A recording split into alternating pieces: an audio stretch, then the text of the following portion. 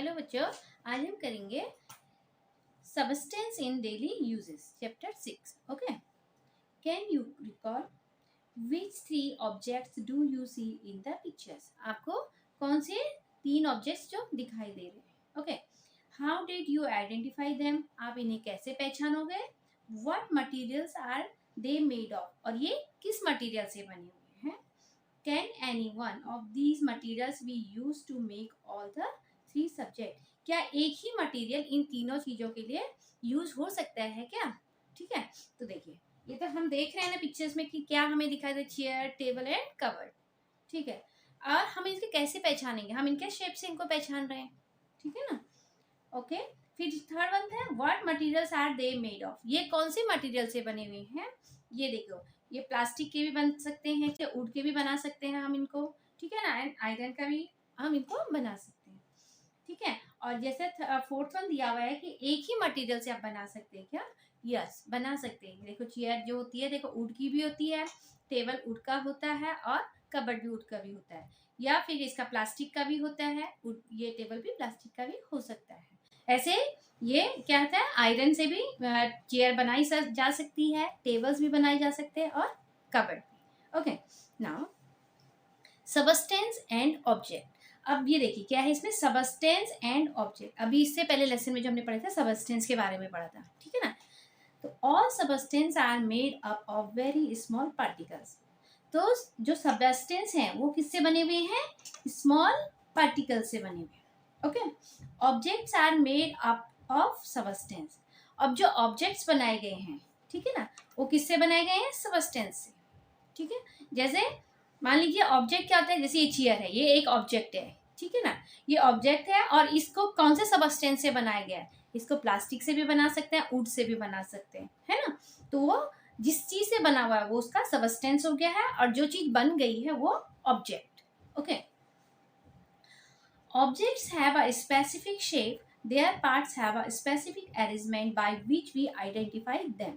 ठीक है, तो जो ऑब्जेक्ट है, हर एक ऑब्जेक्ट का अपना अलग अलग शेप होता है.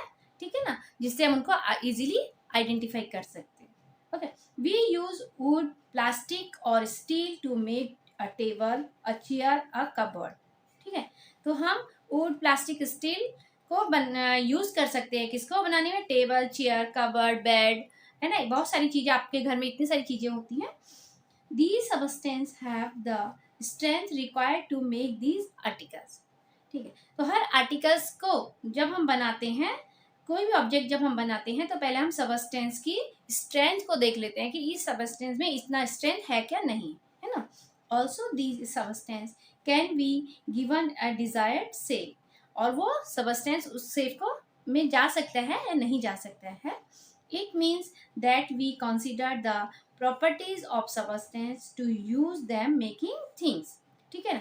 तो हम जो हमने सबस्टेंस की प्रॉपर्टी इससे पहले वाले लेसन में पढ़ी थी, तो हम उसकी प्रॉपर्टी के हिसाब से हम चीजों को बना सकते हैं. ओके, द सेम सबस्टेंस और material can be use to make many object. Let us study some such example. जैसे हमने बताया था ना कि अगर हम वुड का यूज करना चाहें तो वुड से हम चेयर भी बना सकते हैं, टेबल भी बना सकते हैं और कबर्ड भी बना सकते हैं. ऐसे यहाँ पे अलग अलग चीजें दे रखी है. एक ही चीज से हम अलग अलग चीजें क्या क्या बना सकते हैं. फर्स्ट, कॉटन, क्लोथ, फाइबर और thread, saris, handkerchief, quilt, mattress, pillows etcetera. ठीक है, आप अपने घर पे भी देख सकते हैं कि कॉटन से क्या क्या चीजें बनी हुई हैं. एक ही क्या है, ये सबस्टेंस एक है. ठीक है ना? मटेरियल एक है, पर जो ऑब्जेक्ट्स बने हुए हैं, जो चीजें बनी है, वो अलग अलग है. Okay, iron, construction, steel bars, griddles, tawa, part of automobiles, electric poles, tables, cupboard etcetera.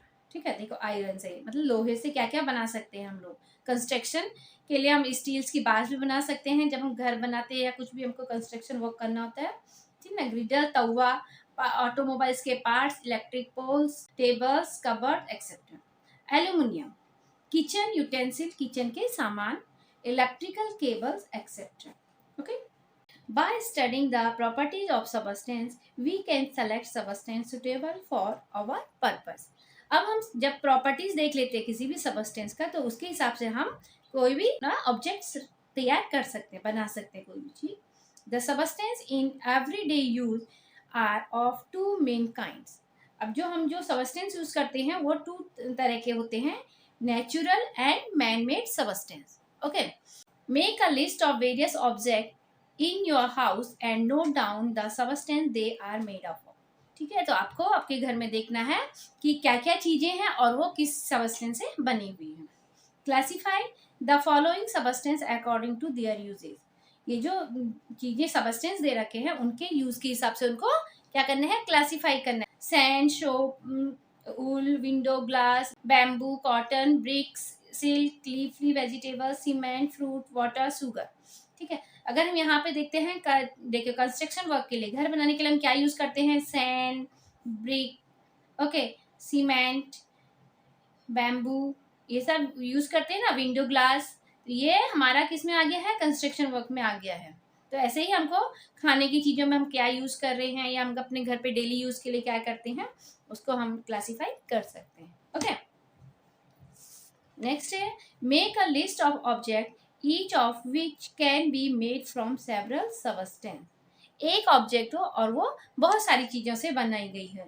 जैसे कि आपने चेयर ले लिया, तो चेयर जो है प्लास्टिक से भी बनते हैं, स्टील से भी बनता है और वुड से भी बनाया जाता है। तो एक ही चीज है और बहुत सारी सबस्टेंस से बनाई जा सकती है। ओके, ऐसे आपने और भी लिस्टें बनानी। What is different between these two group of the natural substance? अभी हमने पढ़े थे ना, natural substance and man made substance होते हैं दो।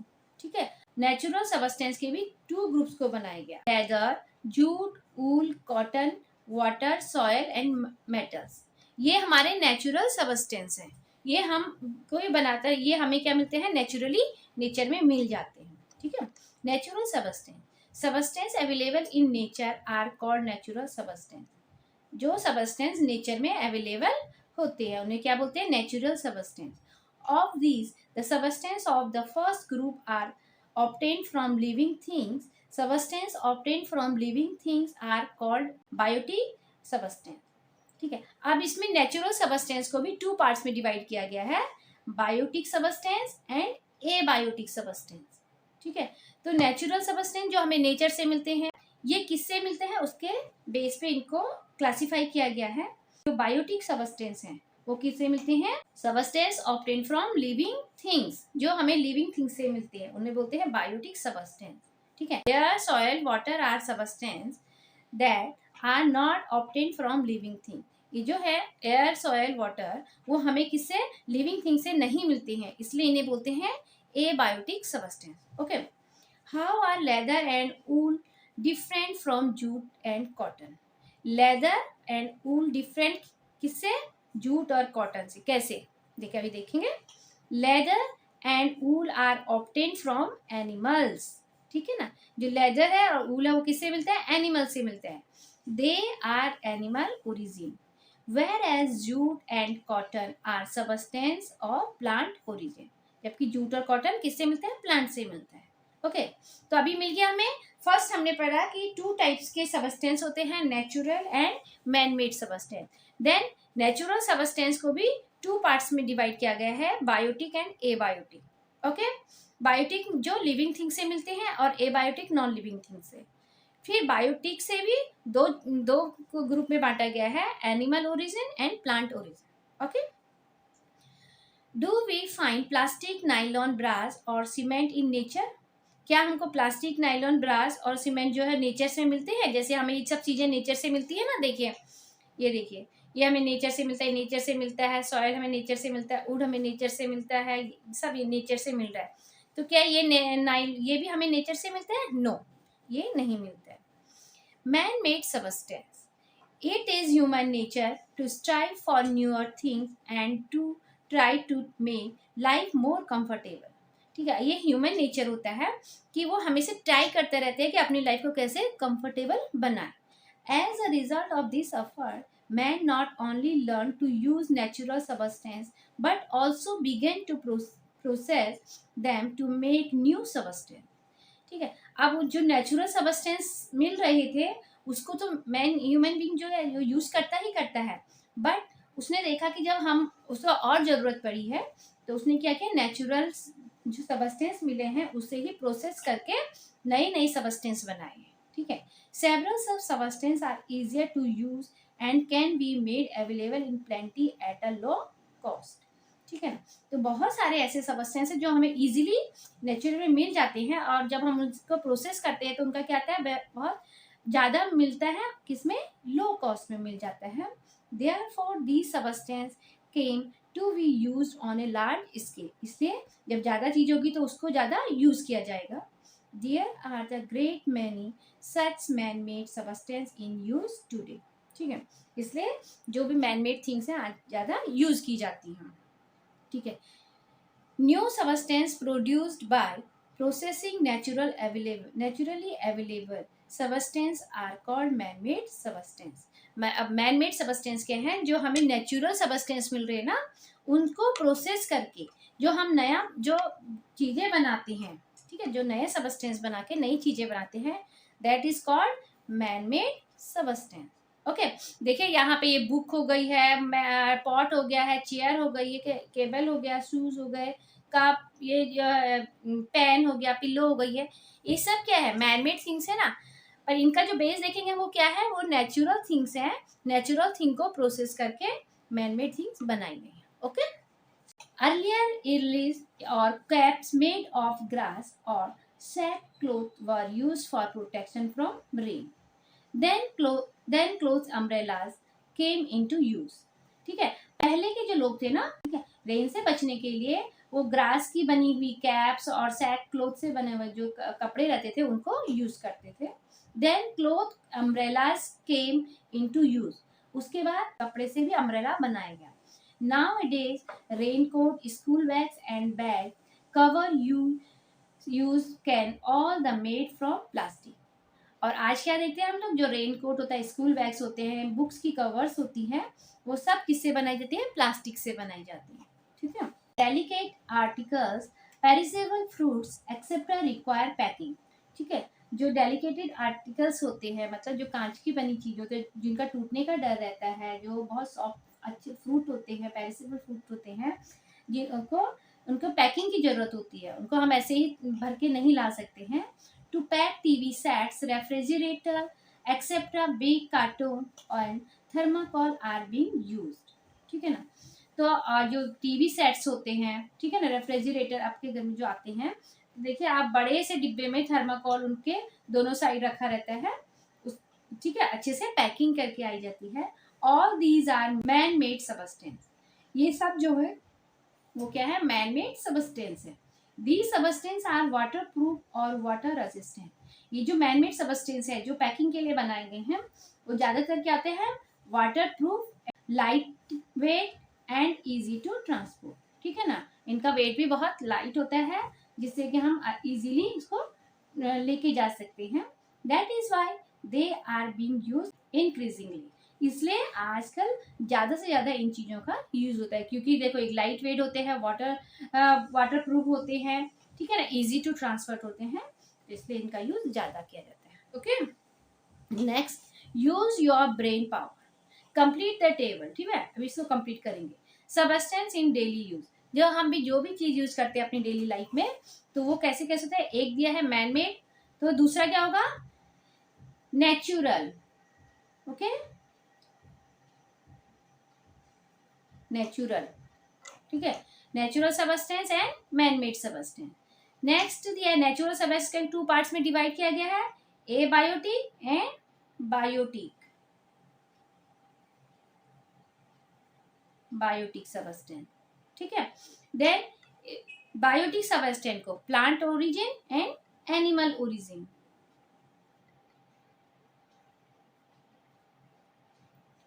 एनिमल ओरिजिन, ठीक है। देन प्लांट ओरिजिन, प्लांट से हमें क्या क्या मिलता है, जैसे एनिमल से तो एक आर्टिकल, एक चीज लिख दिया है, लेदर, ठीक है। तो प्लांट से हमने क्या बनाया, कॉटन, ठीक है। एंड मैन मेड, अब देखिए जो मैन मेड सबस्टेंस है उसमें हम लोग क्या लिख सकते हैं, plastic, we can write here plastic, ठीक है ना।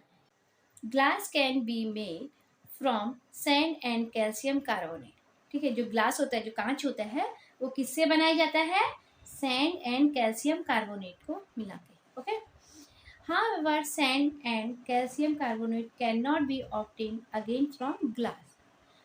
जब गिलास को, अगर गिलास से हम सोचें कि गिलास को चलो तोड़ के इसे फिर हम कैल्शियम कार्बोनेट और सैंड को अलग करते तो वो नहीं होता है। ठीक है, you must have observe green chillies and tomato turning red after some time.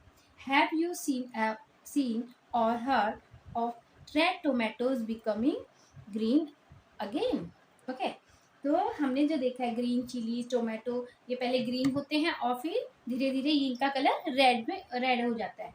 ठीक है, तो ये रेड होता है, बट फिर जो एक बार जो रेड हो गया है वो फिर ग्रीन नहीं होता है। Okay, while making man made substance, ये तो सब नेचुरली है ना। तो अभी जैसे while making man made substance the properties of the constitute undergo a change. ठीक है ना, ऐसे ही मैन भी क्या करता है, जैसे हमने अभी यहाँ पे मैन मेड सबस्टेंस ग्लास है ना, तो सैंड और कैल्शियम कार्बोनेट को मिला लिया था। ठीक है ना, तो जो उसकी प्रॉपर्टीज है वो क्या हो जाती है, चेंज हो जाती है। ठीक है ना, this change occur due to certain chemical reaction. जो ठीक है, अब यहाँ पे जब सैंड और कैल्शियम एक साथ मिल जाते हैं तो उनकी जो प्रॉपर्टीज है वो दोनों की चेंज हो जाती है। क्यों हो जाती है? क्योंकि केमिकल रिएक्शन होता है वहाँ पे। These changes in the properties are permanent. ठीक है, जब ये दोनों मिल गए तो जो इनकी प्रॉपर्टी में जो चेंज आता है वो परमानेंट हो जाता है। That is the origin constitute substance can not be obtain again. इसलिए जो हमारा ओरिजिन है, ठीक है ना, कि मतलब ग्लास से अगर हम चाहें कि सैंड अलग से निकाल लें फिर से और कैल्शियम अलग कर दें तो वो नहीं हो सकता है। ठीक है, such changes are called irreversible changes. इन चेंजेस को क्या बोलते हैं? इरिवर्सिबल, जो रिवर्स नहीं हो सकते। ठीक है, एक बार चेंज हो गए तो वो परमानेंट हो जाते हैं। Okay, classify the various substance available in the house as natural और मैनमेड सबस्टेंस। ये भी आपको करना है कि आपके घर में क्या नेचुरल है और कौन मैनमेड सबस्टेंस है। ओके, जैसे एग्जांपल दिया आपको यहाँ पे, एरिया ऑफ यूज कंस्ट्रक्शन, जैसे कंस्ट्रक्शन में नेचुरल सबस्टेंस क्या यूज होते हैं और मैनमेड सबस्टेंस क्या क्या यूज होते हैं। ठीक है ना, से बैम्बू हो गया, stone, soil, would, coconut, front line, ये सब नेचुरल सबस्टेंस है। और ब्रिक, सीमेंट, कंक्रीट, ठीक है, galvanised sheets, clay, tyres, plastic, asbestos sheets. Okay, ये सब क्या है? मैनमेड थिंग्स हैं। राइटिंग मटेरियल में हम लोग जो नेचुरल यूज करते थे, पहले जो यूज करते थे लोग, tree bark, leaves, bhojpatra, pens made from reeds, धूलपातिया, stone slates, stone walls in cave, soil and colour made from plants, ये सब नेचुरली पहले यूज किया जाता था। और अब हम लोग जो मैनमेड यूज करते हैं ना, सारे pen, pencils made from plastics and metals, papers, notebook etcetera. Okay, then threads, fibre, yarn, cotton, silk, और जो मैनमेड है नाइलॉन, रियॉन। ओके, नेक्स्ट है आपका production of substance. Rubber is of two types, natural and artificial. Natural rubber is obtain from gum और sap of tree. जो natural rubber होता है वो ट्री के शैप से और गम से। Okay, this shape is called latex. ठीक है, जो शैप निकलता है उसे हम क्या बोलते हैं? Latex. Rubber has a peculiar order and it is white in colour. जो रबर होता है वो उसका जो ऑर्डर है, जो स्मेल है वो एक अलग सा होता है एंड इसका कलर जो होता है वो वाइट होता है। Okay, vulcanization of rubber. In this process, rubber is heated with sulfur for 3 to 4 hours. ठीक है ना, अब इस प्रोसेस में क्या, जो वल्कनाइजेशन ऑफ रबर है उस प्रोसेस में क्या होता है? रबर को गर्म किया जाता है, किसके साथ? सल्फर के साथ। ठीक है ना, और कितने घंटे के लिए? 3 to 4 hours के लिए। To give hardness to the rubber, rubber के साथ सल्फर क्यों मिलाया जाता है? रबर को हार्डनेस देने के लिए। Sulfur is mixed in it. The proportion of sulfur in the mixture is determined by the purpose for which the rubber will be used. ठीक है ना, रबर में सल्फर इतना ही मिलाया जाता है कि पहले हमें पता होना चाहिए कि हम इसको किस चीज़ के लिए यूज़ करने वाले हैं, हम इससे क्या बनाने वाले हैं। Okay, Eraser, rubber ball, rubber toys all have varying proportion of sulfur in them. In rubber bands, the proportion of sulfur is very small. ठीक है ना। अब इनमें भी सब में अलग अलग यूज किया जाता है सल्फर का। जहाँ पे रबर बैंड की बात आती है तो उसको इलास्टिसिटी ज़्यादा चाहिए होती है ना रबर को, तो वहाँ पे सल्फर बहुत कम क्वांटिटी में मिलाया जाता है। Okay, rubber is a natural substance obtain bye collecting the letters of a certain tree. ठीक है, ये भी हमने पढ़ा था कि रबर क्या है, नेचुरल सबस्टेंस होता है और इसको ट्री से ऑब्टेन किया जाता है। Rubber trees are found in evidence in Brazil. जो रबर की जो ट्रीज है सबसे ज़्यादा कहाँ पे मिलते हैं, ब्राज़ील में। Later these trees were planted in other countries too. बाद में धीरे धीरे इसको और कंट्रीज में भी लगाए गए। The botanical name of this tree is hevea brasiliensis. ठीक है ना, तो ये जो बॉटनिकल नेम होता है ना, तो ये क्या होता है, ये जो हमारे हम, क्योंकि देखो यहाँ पे तो हम इसको रबर बोल लेते हैं, ठीक है ना, कि हमारे ये रबर के टॉयज है, ये रबर का बना हुआ है, बट ये पूरे वर्ड्स में देखेंगे तो हम अलग अलग इसका इनको नाम से यूज करते हैं। तो जो अलग अलग अपने अपने उस यूज करते हैं, तो उसमें एक बॉटनिकल नेम होता है जो कि पूरे वर्ल्ड में एक ही यूज किया जाता है, इसको बोलते हैं बॉटनिकल नेम। ठीक है, in India the maximum production of rubber is in Kerala. और इंडिया में जो सबसे ज़्यादा प्रोडक्शन होता है रबर का, वो कहाँ पे होता है, केरला में। Okay, in the past Charles Goodyear spilled a mixture of rubber and sulfur on a burning stove. After the stove was extinguished, he noticed that the rubber had become harder and less elastic. He repeated this experiment in the synthetic way and invented the process of vulcanization. Hard and tough tires of rubber made thenceforth brought about a revolutionary change of the transportation. Charles Goodwell ने क्या किया, एक rubber and sulphur के mixture को क्या हुए, जलते हुए स्टोव में उसको फैलाया।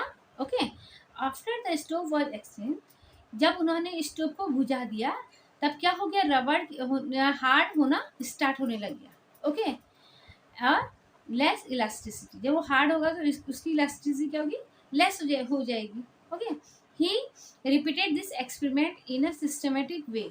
उन्होंने क्या किया, इस प्रोसेस को रिपीट करते गए कि रबर और सल्फर का मतलब कहीं पे उन्होंने सल्फर को ज़्यादा लिया रबर के साथ, कहीं पे कम लिया, और ऐसे करके उन्होंने बहुत सारे एक्सपेरिमेंट किए। Okay, invented the process of vulcanization.